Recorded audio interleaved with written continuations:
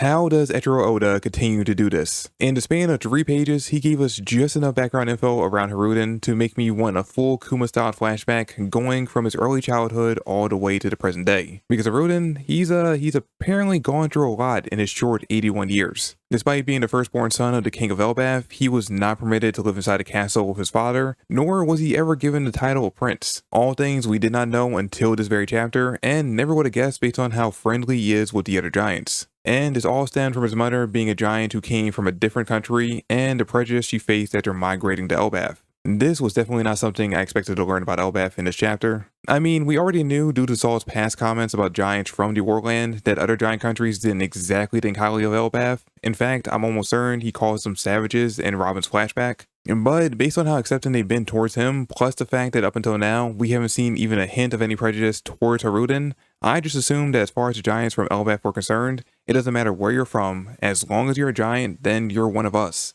But apparently that's a newer concept brought on by King Harold. Back when Hajrudin was growing up, things were a lot more harsh. Him and his mother were basically treated like outsiders, with him receiving a very similar treatment from the other giant children as Colin currently does, but for a vastly different reason. You see, Colin is treated like an outcast due to his desire to be a warrior, despite the rest of his generation moving away from that lifestyle, while Hajrudin was outcasted due to the belief that his blood was tainted since his mother was from a different country. One just has to change his personality a bit and he'd be fully accepted, while the other would have to change the entire ideology of the country in order to be treated like a normal citizen. And while we'll have to wait until we finally get the flashback showing us exactly what kind of person his father was, this was likely the reason why King Harold worked so hard to change the culture on Elbaf so that his son could have a better life. Which I gotta say automatically makes him one of the better biological dads we've had in the series, putting him right up there with all the adoptive ones. And though I am sure that some of you will take some points off for letting his son and the mother of his child go through all that,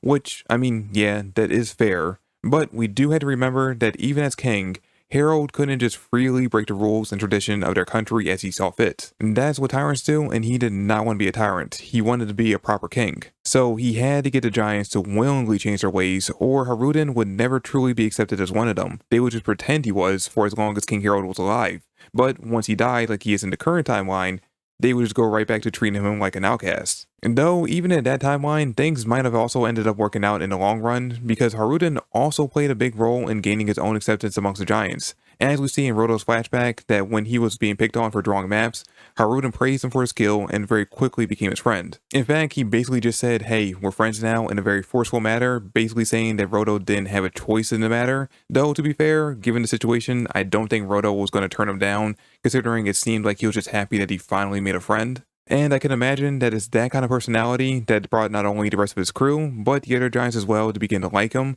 and want to help him and support him in achieving his dream. He's very much in the chapter presented as the Luffy of the giants, able to just naturally draw people onto his side, and even sharing a very similar dream of wanting to become king of the giants. And not only just the giants on Elbaf, but all the giants across the world. Which I'm going to be honest, based on everything we've seen just from these 3 pages alone, I think might actually end up happening by the end of the series. Hell, after this chapter, I am almost certain that by the end of this arc, he will be the king of Elbaf. Hajrudin went from being this random giant that we met on Dressrosa to possibly being one of the most interesting ones we've been introduced to. I mean, obviously with the exception to Loki of course, but there's just so much surrounding Loki that it's going to be hard for anyone to outshine him at this point. And speaking of the Fallen Prince, despite me spending most of this video talking about his brother, he is the main focus of the chapter. With it starting off with Luffy and gang searching the castle for his key, still intent on freeing him from his prison. And I gotta say, I loved Luffy in this part of the chapter. How he just had zero interest in even pretending to wonder why the door was destroyed from the inside, or even listening to Hajrudin's backstory. He much rather explore the castle. Definitely a classic Luffy mindset, talking about the past is boring, but exploring, that is always going to be fun. Though I do gotta give Luffy some credit, because he did at least listen when Roto was giving more details about King Harold and his death. Which, by the way, one thing we do end up finding out from that is that apparently some giants have what's called ancient warrior's blood flowing through them, and some of them that have it will be born with horns, and will likely be much larger and much stronger than the average giant, which possibly explains Ja Rule's massive size. Though, as far as I can tell, he doesn't seem to have any horns, but we do end up finding out that King Harold cut his off, so maybe Ja Rule just followed suit. Also, this likely explains why Prince Loki was born so incredibly strong compared to most giants, though we'll have to wait until he takes off his helmet to see whether or not he actually has horns like his father did. And we also learned that on top of killing his father, Loki also went through 100 Elbaf soldiers, including some that also had the ancient warrior blood in them as well, before stopping at Ja Rule, who was the lone survivor. Now, there's been a lot of suspicion thrown Ja Rule's way, seeing as he's the only one that can give any details about the murder. So, if he was actually the one behind everything, it was pretty easy for him to place the blame on Loki, who not only was already hated by the other giants for his mischievous nature, but also very quickly fled to the sea after his dad's death. But I just don't know. I'm not ready to believe that Ja Rule is actually the bad guy here, at least not yet. That just seems way too obvious, and I feel like Oda is intentionally trying to point us in that direction. That being said, I'm also not saying that Loki 100% did murder his father in order to steal the fruit. I'm just saying that I'm not 100% sure that either him or Ja Rule are the real villains here. We need a lot more information about that event until we can say for certain who the bad guy is. But we do have two very clear bad guys front and center here, both of which have very good showings in this chapter, although all one does is simply finally reveal his character design and name.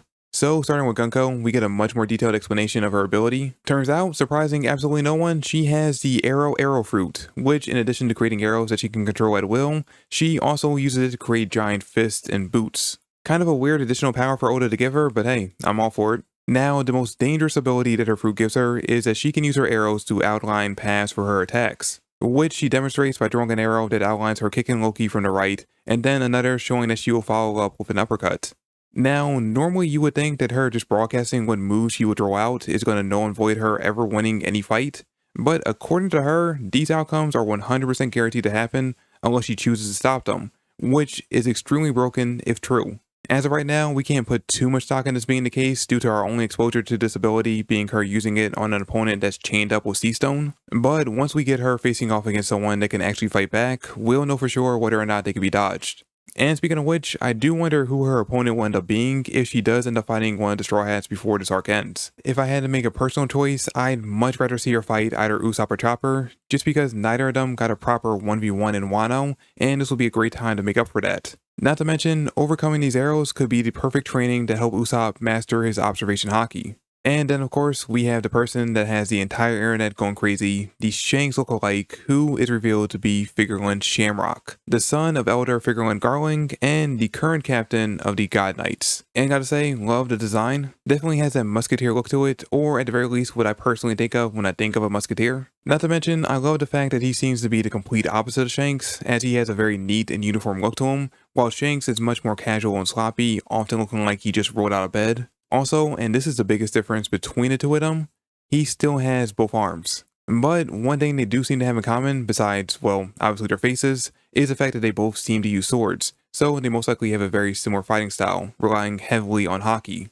All we got was his name and design in this chapter, and that was enough to make this basically the most talked about chapter in weeks, but we still virtually know nothing about him. We don't know if he's Shanks' brother, a clone, if Shanks is a clone and he's the original. We're still completely in the dark about him. But what we do know is what he's after, or rather what the world government is after. And that is to use Loki to bring the land of giants to its knees, taking control of one of the most powerful races known to man, and allowing the world government, and more importantly Emu, to cement their control over the world for future centuries to come.